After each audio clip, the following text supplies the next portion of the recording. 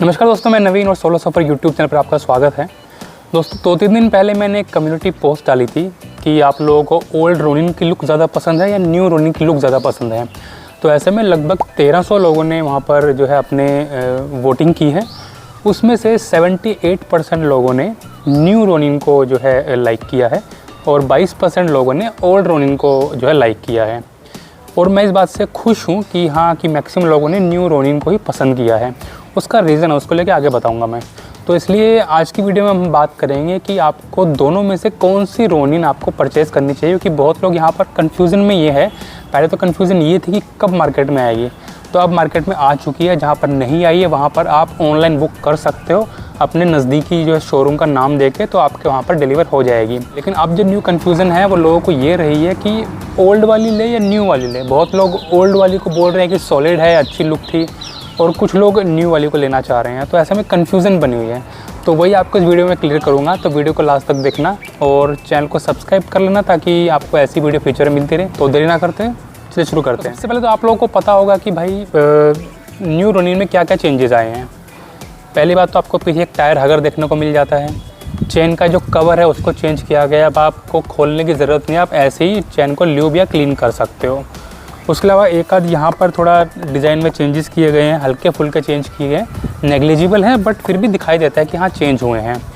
और उस main look पीछे से ही चेंज की गई है, फ्रंट में कोई इतना खास चेंज हुआ नहीं है। बैक में फेंडर जो है ये वाला, ये थोड़ा छोटा कर दिया गया है। और जो मैंने बोला टायर हगर लगा दिया ताकि धूल मिट्टी या छींटे बारिश के मौसम में आपके बैग पर ना आए। तो इसमें थोड़ी प्रॉब्लम ये होती थी कि बारिश के छींटे हैं और ऊपर आके लगते थे बैग के ऊपर, ज़्यादा बारिश में, कम में नहीं, ज़्यादा बारिश में। और दूसरा एक रीज़न क्या था कि इस वाले पुराने वाले फेंडर में आप टायर हगर नहीं लगा सकते थे। वो उसकी जो टेल लाइट है वो बार बार यहाँ पर टकराती थी टायर हगर के पास। तो ये भी एक काफ़ी अच्छी चीज़ हुई है कि नए वाले फेंडर को चेंज किया गया है और ताकि अब टायर हगर भी आप लगा सके, कंपनी से लगाया जाता है अभी। तो ये कुछ चेंजेस है जो आपको कंपनी को देखने को मिलते हैं नए वाले रोनिन में। और भी कुछ चेंजेस हैं, जैसे ये वाला ग्रैब रेल थी थोड़ी पतली कर दी गई है। ये वाली काफ़ी मोटी, काफ़ी सॉलिड थी, उसको पतला कर दिया गया। तो छोटे मोटे इस तरह से काफ़ी सारे चेंज किए गए हैं न्यू रोनिन में। तो देखिए, मैं ये बोलूँगा कि कुछ लोग बोलते हैं कि चेंज अच्छे हुए हैं, बुरे हुए हैं। बोलूँगा भाई कंपनी ने चेंज किया है, ये बड़ी बात है। क्योंकि हम लोगों ने जो फीडबैक दी है वीडियोस बना के, आप लोगों ने देख, कंपनी ने उसको लिया है और कंपनी ने कुछ ट्राई किया है चेंज करने का। मतलब कंपनी पहली बात तो टीवीएस हमने देखा इतना ध्यान नहीं देती है रोनिन पे, बट उसके बाद भी कंपनी ने इतने बड़े चेंज किए हैं रोनिन के अंदर। तो इसका मतलब यही कंपनी हमारी बात सुन रही है और वो कुछ चेंज करना चाह रही है अपने प्रोडक्ट में। हमारी बात उन तक पहुँच रही है और फीडबैक पहुँच रही है कंपनी तक। ये काफ़ी ज़्यादा अच्छी न्यूज़ है रोनिन खरीदने वालों के लिए और टीवीएस कंपनी के लिए, खुद के लिए भी। तो हम लोगों ने ही बहुत चीज़ों में क्रिटिसाइज़ किया है कंपनी को कि इसका फेंडर अच्छा नहीं है, पीछे की लुक अच्छी नहीं है, टायर हगर भी नहीं लग पाता है, या बारिश के छींटे लगते हैं, या चेन कवर को बार बार खोलना पड़ता है। ये देखो कंप्लेंट हम लोगों ने ही की थी। तो अब कंपनी ने उसको चेंज किया है, तो अब दोबारा से कंपनी को गाली दे तो ये ठीक नहीं बनता है। जैसा भी हो, कंपनी ने इम्प्रूव किया है और एक इच्छा दिखाई है कि हाँ वो चेंज करना चाहते हैं। ये काफ़ी बड़ी चीज़ है और काफ़ी इम्पैक्ट पड़ेगा रोनिन के ऊपर, और कस्टमर के माइंड में भी इम्पैक्ट पड़ेगा कि हाँ कंपनी ने हमारी बातें सुन के कुछ नया करना चाहे। हो सकता है आने वाले जो और नेक्स्ट ईयर मॉडल हैं रोनिन के और ज़्यादा इम्प्रूव्ड आ जाएँ। अभी जैसे नए मॉडल आए हैं उसमें भी कुछ लोगों को कुछ प्रॉब्लम है कि चेन का और पुराने वाला ज़्यादा अच्छा था, नए वाले में उतने अच्छे नहीं है, लुक थोड़ी ख़राब हो गई, या फेंडर थोड़ा और बेटर होना चाहिए था, थोड़ी और भारी लुक होनी चाहिए पीछे से, या सीट की लेंथ थोड़ी ज़्यादा होनी चाहिए। क्योंकि कंपनी अभी भी सीट के अंदर लगभग 10-12 सेंटीमीटर के आसपास थोड़ी इंक्रीज़ हुई है। कंफर्ट कुछ इंक्रीज़ नहीं हुआ है, मेरे ख्याल से कंफर्ट भी थोड़ा इंक्रीज़ होना चाहिए। तो ये जो कुछ चीज़ें रह गई हैं इस बार में, हो सकता है हमारी फीडबैक जाए कंपनी को, तो फ्यूचर में उसको भी कंपनी इंप्रूव कर ले। तो मेन बात यहाँ पर ये है कि कंपनी ने हमारी बातें सुनी है भाई, और ये काफ़ी बेनिफिशियल है हम लोगों के लिए भी, कंपनी के लिए भी। बिकॉज मैं नहीं चाहता कि रोनिन जो ब्रांड है कंपनी का वो ख़त्म हो।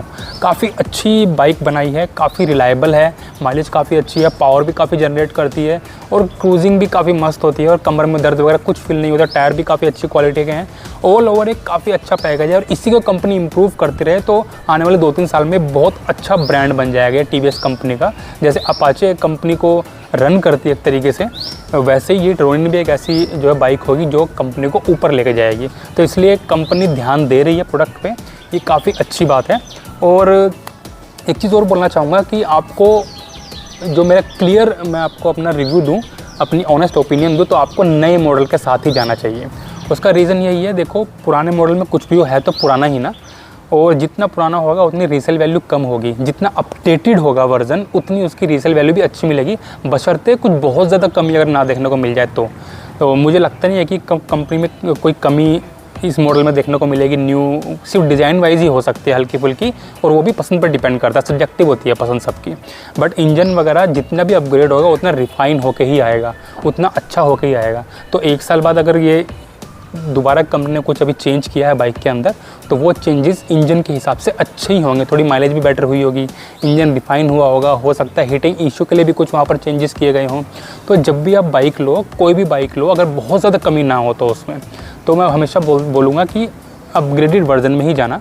तो जो लोग कन्फ्यूज़न में है कि पुरानी बाइक ले या नई बाइक ले, तो उनको मैं क्लियर कट बोलना चाहूँगा, आँख बंद करके नए वाले वर्जन की तरफ ही जाओ, वो ज़्यादा बेटर रहेगा। आपको रीसेल वैल्यू भी अच्छी मिलेगी, जब बेचने जाओगे तो लोग पसंद भी अच्छे से करेंगे, और कुछ रिफाइनमेंट भी आपको ज़रूर देखने को मिलेगी, कुछ नयापन आपको नए मॉडल में देखने को मिलेगा। तो वीडियो को बहुत ज़्यादा लंबा नहीं करूँगा, तो मेरा मेन फाइनल व्यू यही है कि हमेशा नए मॉडल की तरफ ही जाओ। तो 2025 का जो नया मॉडल आया है उसी की तरफ ही जाओ, पुराने मॉडल की तरफ मत जाओ। अगर आपको सेकेंड हैंड मिल रहा है पुराना मॉडल कम प्राइस में, तो आप उसकी तरफ जा सकते हो। बट आप नया लेना चाह रहे हो, चाहे वो बेस मॉडल हो, चाहे मिड वेरिएंट हो, या टॉप मॉडल हो, या स्पेशल एडिशन हो, सबको ही मैं बोलूँगा आपको नया मॉडल ही बाय करना चाहिए, नए लुक्स के साथ ही लेना चाहिए, वो ज़्यादा बेनिफिशियल रहेगा आप लोगों के लिए। और दोबारा से बोलना चाहूँगा कि जिन लोगों के एरिया में बाइक नहीं आई है, वो ऑनलाइन TVS की वेबसाइट है, वहाँ पर जाकर बुक कर दो। वहाँ पर आपको शो हो जाएंगे, मॉडल्स आ गए, वहाँ पर अपडेट हो गए हैं। वहाँ पर जाके अपने मॉडल अपने एरिया के पिन कोड के हिसाब से आपका जो शोरूम आसपास नाम आ जाएंगे, उसमें आप ऑर्डर कर सकते हो। वहाँ पर आ जाएगा, तो आपके पास फ़ोन भी आ जाएगा। कुछ पेमेंट आपको करनी पड़ेगी, मैंने भी ऐसे ही बुक किया था। मैंने बुक किया था, लगभग 15-16 दिन के बाद मेरी बाइक वहाँ पर डिलीवर हो गई थी। तो ऐसे ही आप भी बुक कर सकते हो। तो आई होप आपको मैंने इसका काफ़ी अच्छे से क्लियर कर दी होगी चीज़ें, और सब कुछ ही क्लियर कर दिया, कुछ तो बचा नहीं है। तो आई होप आपको वीडियो पसंद आई होगी।